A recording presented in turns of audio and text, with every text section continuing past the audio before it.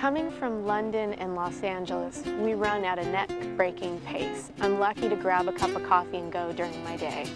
And it's amazing to come somewhere where you aren't constantly doing things. We decided that Tresco would be kind of the perfect place to come. And it's a complete break from the manic sort of cities that we both live in. So it's enabled us some time totally to ourselves and some escapism really from the rest of the world. The Isles of Scilly are just 29 miles off southwestern England's Land's End. Tresco is one of the 5 inhabited islands in the chain of over 200. The island's population is a mere 160. From London, to get to the island, we had to take a train that was about 6 hours from Paddington Station to Penzance.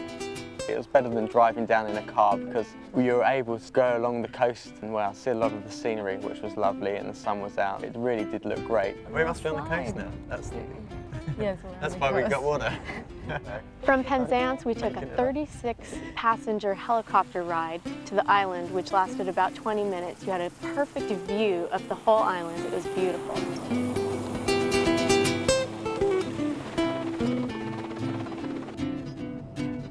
My reaction to the island was really surprised. It's strange to settle into because the water does look like the Caribbean, but then the setting is true English.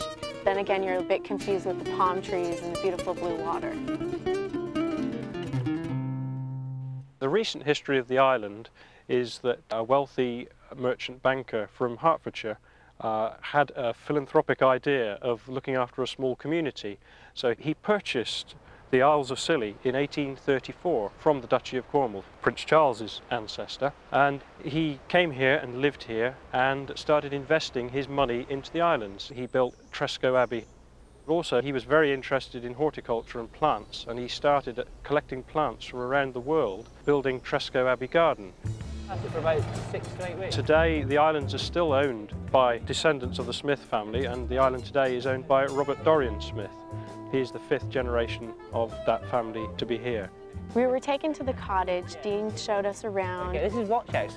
Oh, wow.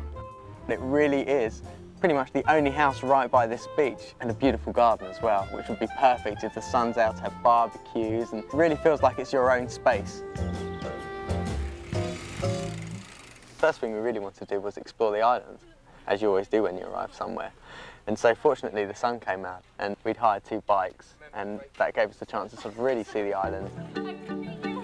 The island is really small. It's 2 miles by 1 mile with around 160 villagers, but there's a lot to explore once you get here. We came across the castle, which was really interesting. It was great for Molly to see a bit of history as well. Check out that castle. It's actually a gun house, Molly. But I think it's called Cromwell's Castle now. But it used to defend the Isles of Scilly. Really? It's gorgeous up here. Worth the hike, huh? Absolutely. The view is incredible. I think we've earned our dinner later on. I think we have.